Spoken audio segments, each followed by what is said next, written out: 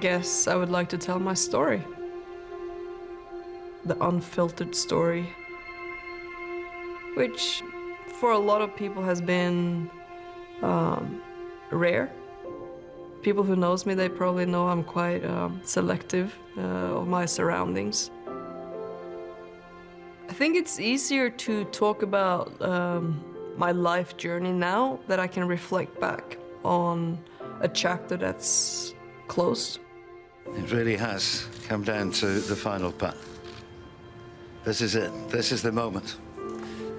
38-year-old Suzann Pettersen, all in her talented fingers.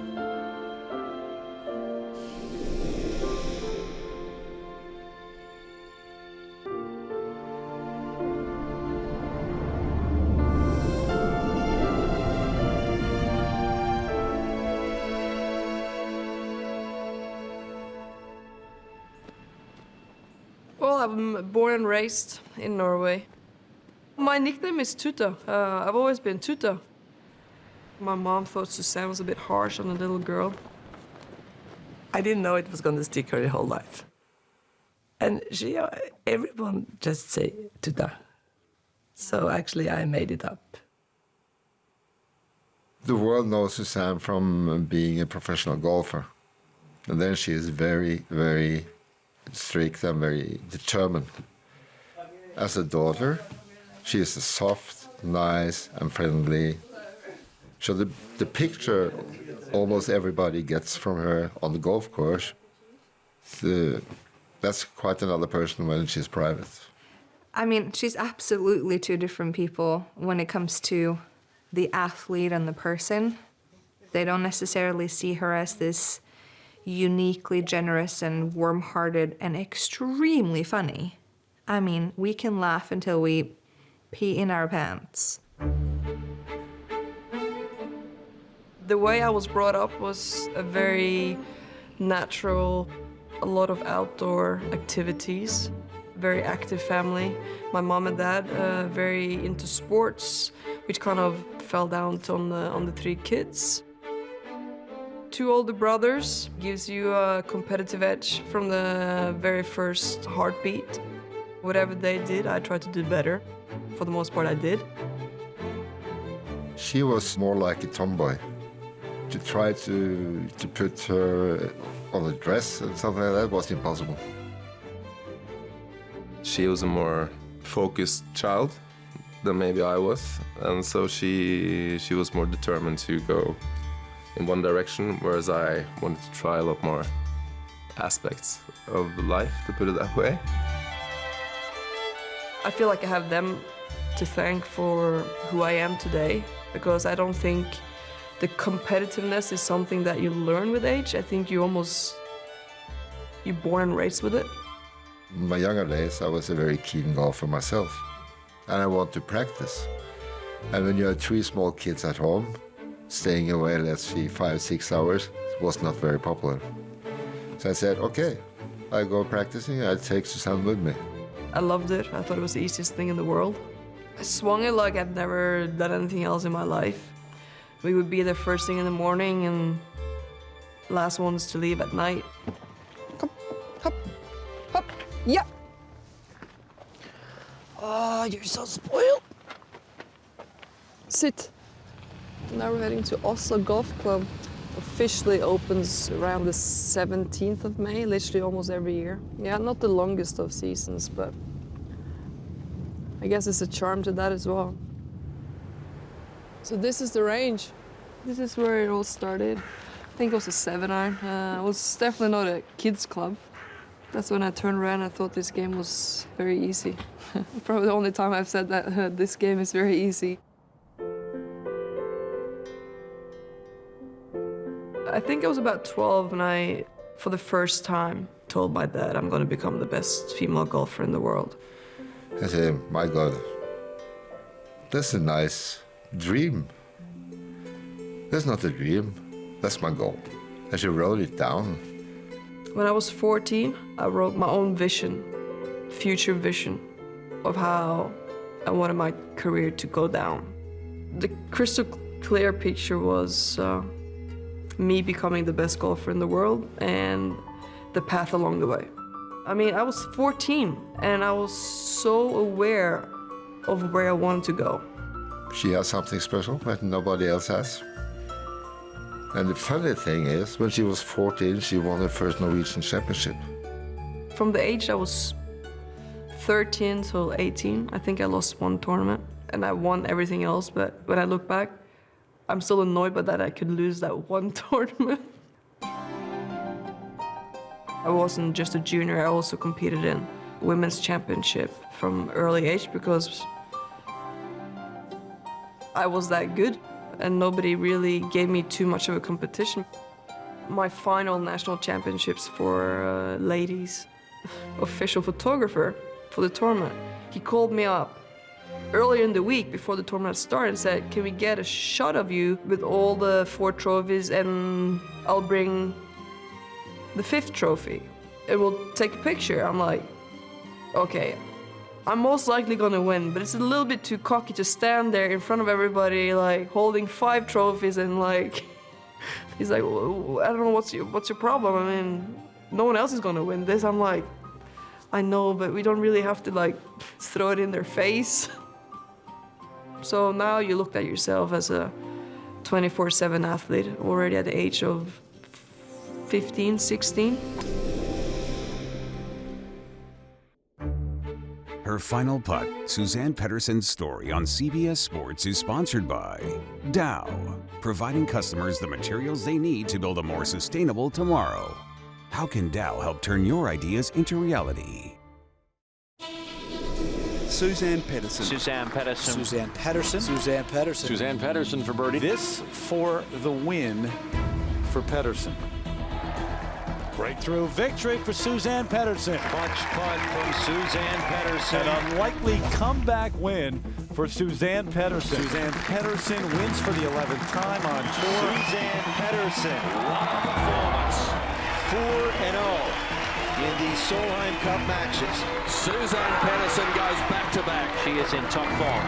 It's a European star who wins the first major in continental Europe. It has been an extraordinary performance.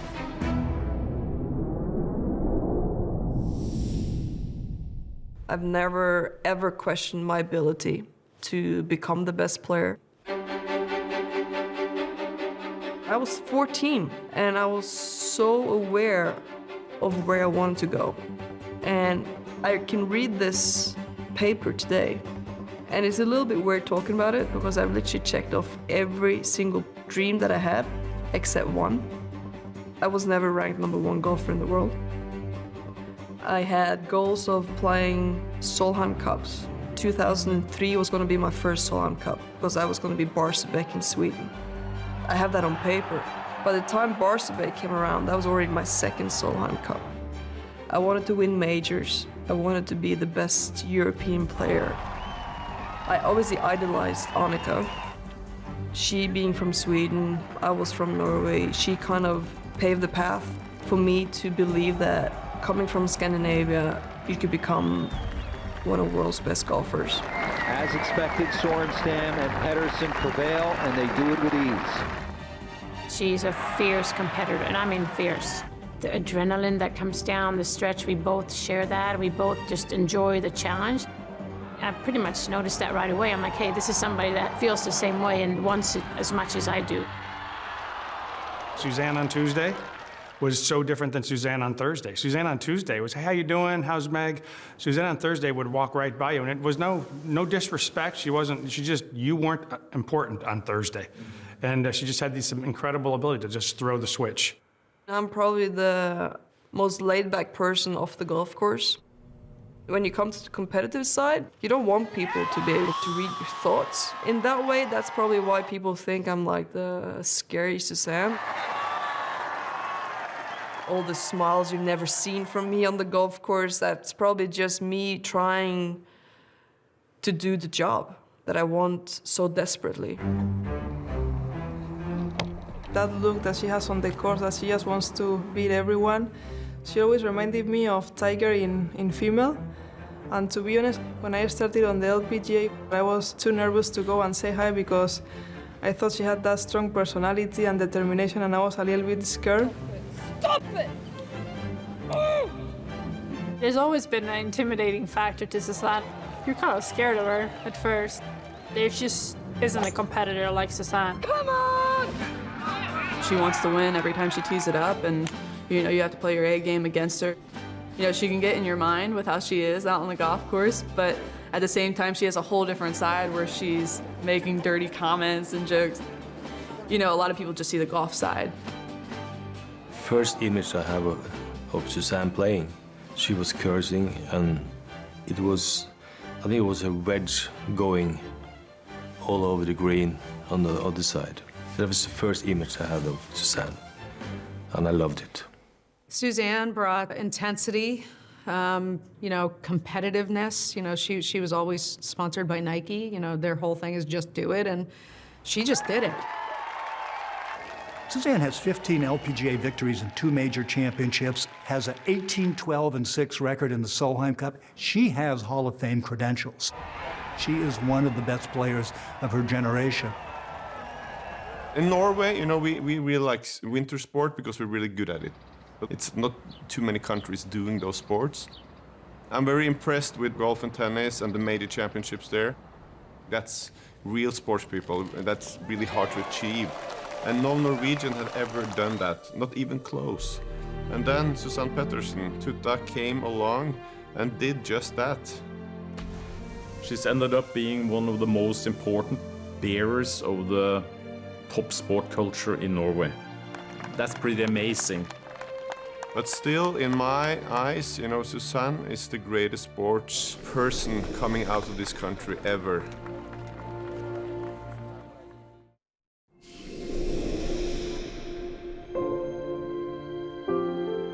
There's always a time where, like, you feel a bit lonely. You can go out and win tournaments, you come back to the hotel, you look around the room, there's no one there. It's you and the trophy. It's quite an empty feel.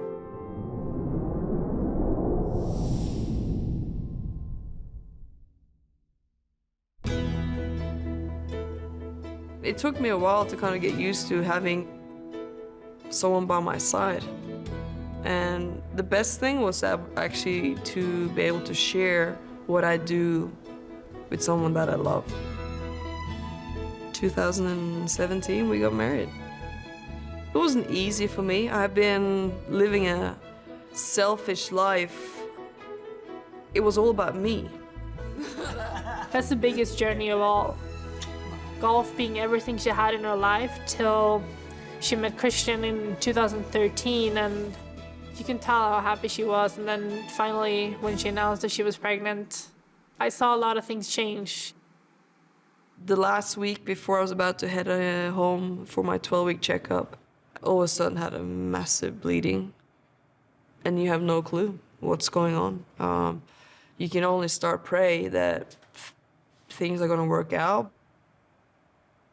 Week in, week out, every day was like this. It was so rough. I could never really kind of breathe and kind of enjoy being pregnant. I thought it was the roughest thing I'd ever been a part of, and it was out of my control. And I sat down with my mom and dad and Christian one night, and I said, I don't know what's the purpose of me playing golf this year. August came around, Herman was born. He came in a heartbeat into our lives, and it was a blessing. I gotta say, the first moment I held him, I was always, I don't know what to feel. I mean, it's like you just been thrown into something that you have no practice of. But at the same time, it felt so natural. That has changed her as an individual, and it's changed her relationships to mom and dad, the game. There is life outside the game. There is something after. That has made her even better. It's like the rose it's blossoming.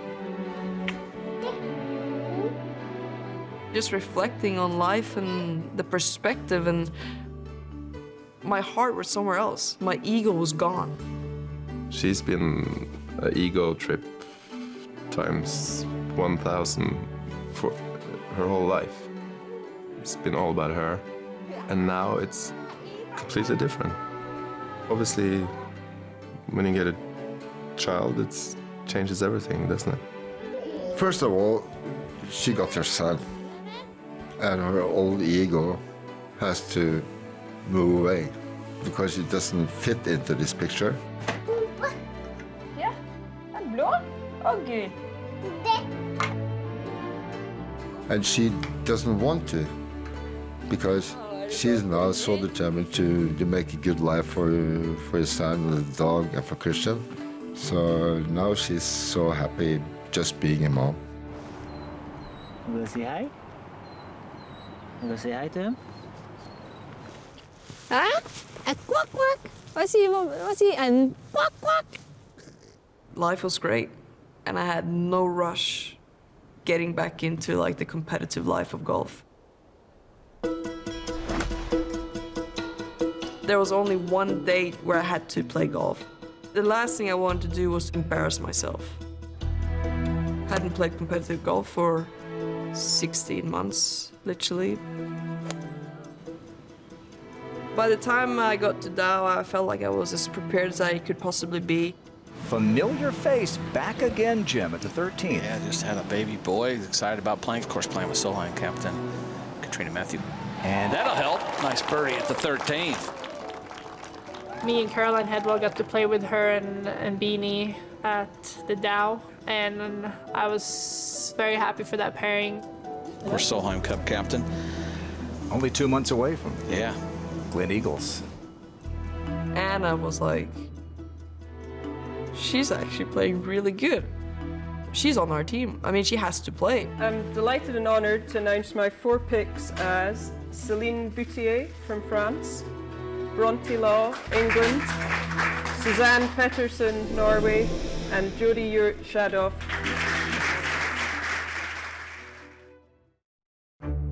Her final putt, Suzann Pettersen's story on CBS Sports, is sponsored by Dow, providing customers the materials they need to build a more sustainable tomorrow. How can Dow help turn your ideas into reality? On the tee from Europe, Suzann Pettersen. When Katrina Matthews made Suzann the captain's pick for this 2019 Solheim Cup team, Suzann had played 2 tournaments in 2 years. That tells you the respect and the belief that Katrina Matthews had in Suzann. Actually was perhaps the best player for Europe, but now she's back. When she hit her drive off of 18 on that last day in the singles match against Marina Alex, as she's walking off the tee. All of a sudden, here comes Beanie, as calm as she is. I'm like, what's up, Beanie? She goes, you know why I picked you? I'm like, I get it, Beanie. You don't have to tell me. It's getting quite close. And that was exactly what there was nobody that Katrina would have rather had in that situation than Suzann. With Beanies, or whatever you want to call it, pep talk, I started to realize what I was in for. I hear people in the crowd just saying she's got this to win the cup. It really has come down to the final putt. This is it. This is the moment. 38-year-old Suzann Pettersen, all in her talented fingers. Hearing in the radios that Suzann has his putt to win, I still get goosebumps thinking about it. You know, I'm actually getting goosebumps just thinking of it. It was so exciting to watch. I mean, it was like if you want to script something, you probably could not even script it as well. How many times as a kid you imagine yourself having a putt like this, and how about at the Solheim Cup? I was standing on the fringe, basically, with a few other teammates, and I was like, they probably couldn't have got a better person to hit this putt. As I read the putt, I called in Mikey. I couldn't see much. There was no break to it. I said, Mikey, this is left center. I had a pretty good feeling when I read the putt with her that it was going in. I don't know why. I don't often have that feeling, but I just thought, this is probably going to go in dead center. At that point, it did feel like I'd been away for 2 years. To deal with those emotions, it was nerve-wracking. I might have looked calm, but I remember the only thing I was thinking as I was taking the club away was like, straight back. Like that was like my kind of go-to feel with my putter, like straight back, don't drop it inside. I could hear the TV announcers as I'm over the putt. And here is Suzann Pettersen, her 9th appearance in the Solheim Cup. Suzann Pettersen in her 9th Solheim Cup with this to win the trophy. I know before the ball goes in, I am already like this because I could see that the ball was gonna go in. A foot out, the putter is in the ground. I can see the ball going in straight in the middle. Suzann Pettersen wins the Cup for Europe.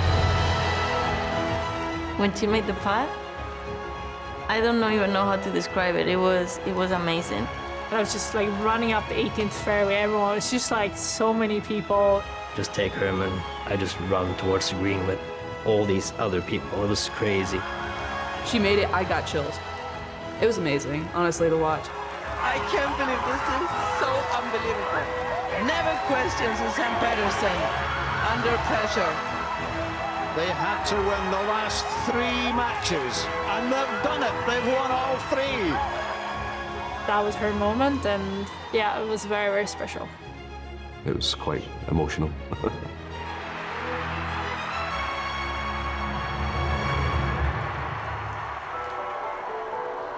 Yeah, that was just incredible. I mean, she kind of dropped the mic, so to speak. I cannot imagine how she personally felt other than just, wow, this is cool, I did it. I mean, when the putt dropped, I have to say it was more a massive relief, more than anything else. I had answered all of the questions that I had. Would I still have what it takes to deliver when it matters the most? Could I come back as a mom? I mean, all these questions were answered right there on the 18th. And that's all I needed to be able to think, this is it. Nothing is ever gonna beat this moment, so why continue? And that's when I just realized, as soon as I saw him and I held him, he's here. And that means the world to me. My mom and dad was there, my brother was there. I could never have thought that I could share a moment like this with everyone that's meant everything to me along the way. I had nothing left in the tank. It was amazing. It was a perfect ending to her career. I actually hoped that they would win and she would quit, but then she got to play the main role. That was even better, so what's the upside of continuing then? She never gave up, and this was her goal, and she reached her goals. More than you could expect. She comes up the alley, walking up. She just looks at me. She says, "This is a good time, right?" And I said, "Yeah, you couldn't choose a better ending. There is no possible way." I think this is it. This is me and Solheim Cup forever, and this is a chapter close to an end. We didn't know. Just some of the golfers came up and said, "Mona, I think," she said that was it. I said, "What?" Because I wasn't sure, because I knew she loved this life so much. Suzann, is this really it for you? Yeah, I think this is the end for a professional career. It doesn't get any better. And, We didn't want her to stop. You want her out here, and this is her being done. You know, you're not going to see her compete anymore, and I'll miss that. It's nice to be able, and maybe you're fortunate to be able to leave on your own terms, to be able to set your own chapter, to be able to, you know, write the last sentence and just putting a period. The fact that the last stroke that she ever made as a professional golfer will be the final putt on the final hole of the last person left on the golf course at the 2019 Solheim Cup to win it for Europe. There could not have been a better bookend to her career. So we're so proud of her.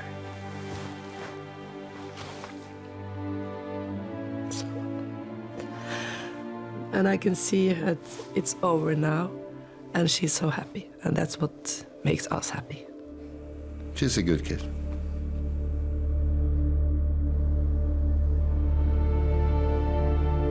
It's only after the Solheim that I've, for the first time in my life, reflected back on something that I've achieved. The first really emotional moment that I had was Sunday night at the Solheim. I got into the room, it was dark. I could hear Herman sleep peacefully. I sat down in one of those comfy chairs at the Hotel of Glen Eagles. And I pulled out my phone. I hadn't even looked at it once since the putt dropped. And I look at it and it's just, it had exploded with messages, with phone calls, starting to scroll through, and I'm like, almost started to realize what I'd just done. It was overwhelming of feelings that just hit me, and I was started to go. I was sitting there in the chair, I was like afraid Herman was gonna wake up. The moment I sat down in that chair and I looked at my phone, well knowing that my biggest achievement was right behind me sleeping, it was this priceless.